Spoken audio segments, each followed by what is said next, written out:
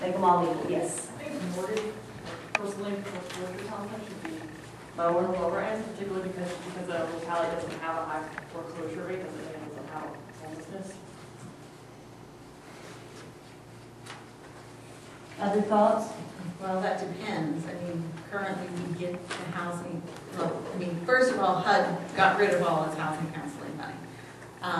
And those of us who do live in high foreclosure areas, there's a real need and no means of funding that, except, you know, BHDA has grants available. If that is not going to be funded with any other source, then yeah, we need that money. It doesn't need to be a high priority, but it definitely needs to be in there. And again, probably a separate pool of money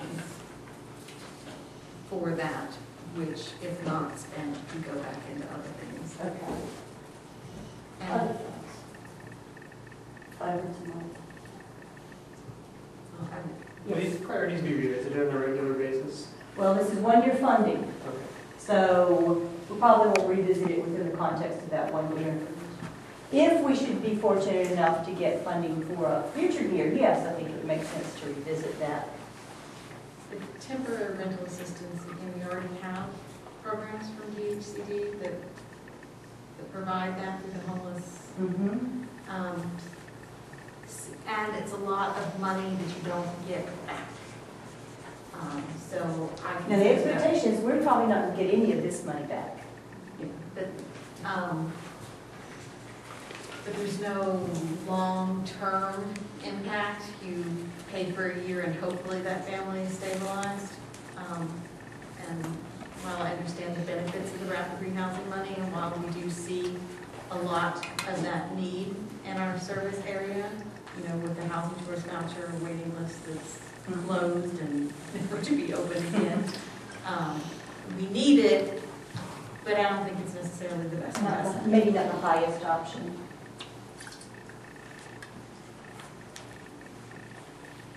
Whereas we talked in our community about the need for more permanent supportive housing and have few resources to go after. Okay. I think, you know, a good add-on to the temporary rental system is requiring some supportive services or whatever to help transition those things. I think we should use it just to put a roof over their head for a year. Okay. Yeah, thanks. And I would say I would be all for a model, unlike the existing DHCD grants, where the people have to participate in some sort of ongoing counseling, rather than you throw them in the house and if you see them great and you don't allow.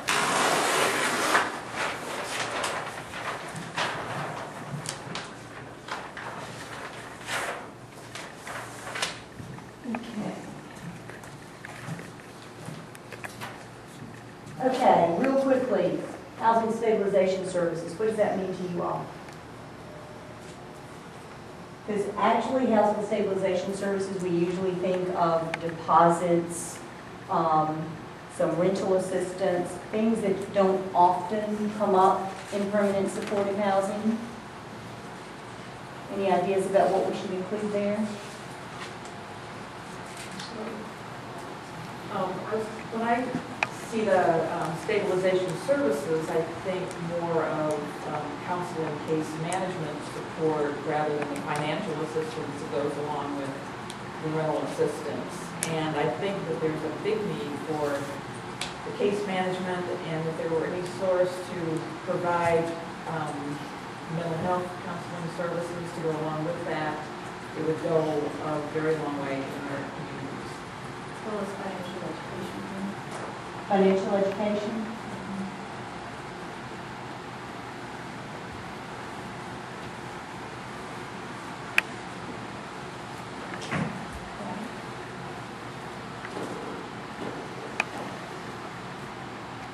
So, let's shift gears a little bit again. What kind of applications should we use?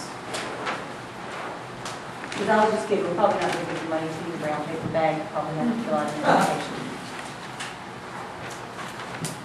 I think it needs to be some sort of rolling and not a one time, because There's too many times when you really need, especially if you're talking a loan where the property is available now, or it's time to take the next step, and can't wait till tax credit season rolls around to maybe find out if you do get an allocation or don't get an allocation, or something that gives you either a quarterly or an open submission for, at least for the loan programs. Other thoughts about what kind of application we should I have? agree with Will. Okay. With others, I would say once a year or twice a year. For like So the homeless- grant money maybe Yeah, once. grant money once or twice a year. You know, it makes it easier on you if there's just one application process, but sometimes you're not quite ready at that deadline, but you can be 6 months later. Actually, I personally don't find it easier to do it once a year, because there's just a huge amount of stress and anxiety, and it's a whole lot of applications. You know, just from our end of it, that's not really the deciding factor, is, you know, spreading it out. The other thing is it gives you better applications because you have more time to track together. What should be included in the selection system? Long-term impact.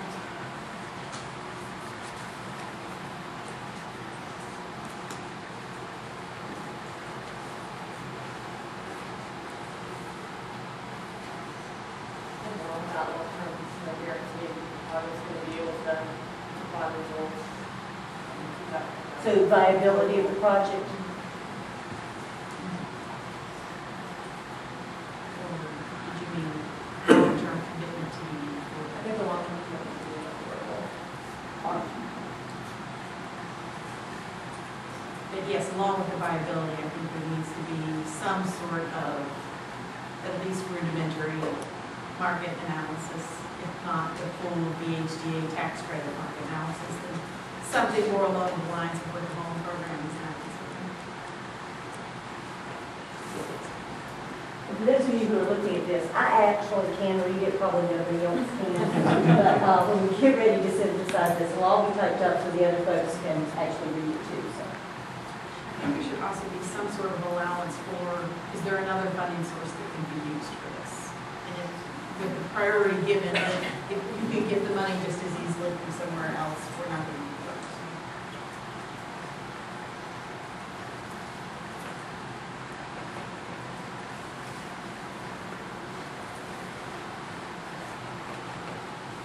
Anything else? I have to say, there should be some sort of rural set aside. A rural set aside.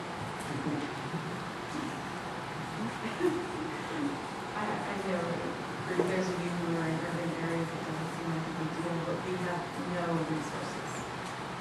And we're small, and we don't have to leverage funds the way large organizations in large areas.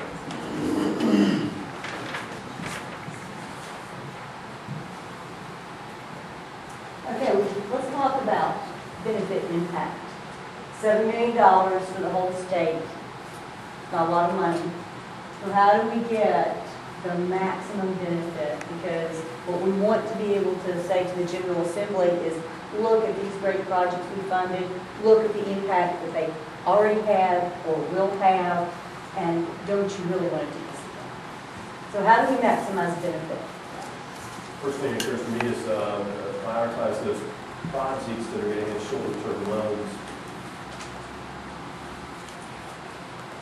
or those type of loans that are shorter-term to begin with. You turn it over faster, you just have more money coming back in, use it for longer. Other ideas? Prioritize will require that the project is actually going to be ready to go within a short amount of time. This is not the beginning stage and 2 years down the road that we have everything else put together. Okay. Instead of maximum beneficiary, Maximum, I'm sorry, what, setting up the maximum amount of beneficiary. and how do we decide that? Is that dollars per person? I would say that's all I think, or unless you can, it's complicated, but I think, we're trying to show, against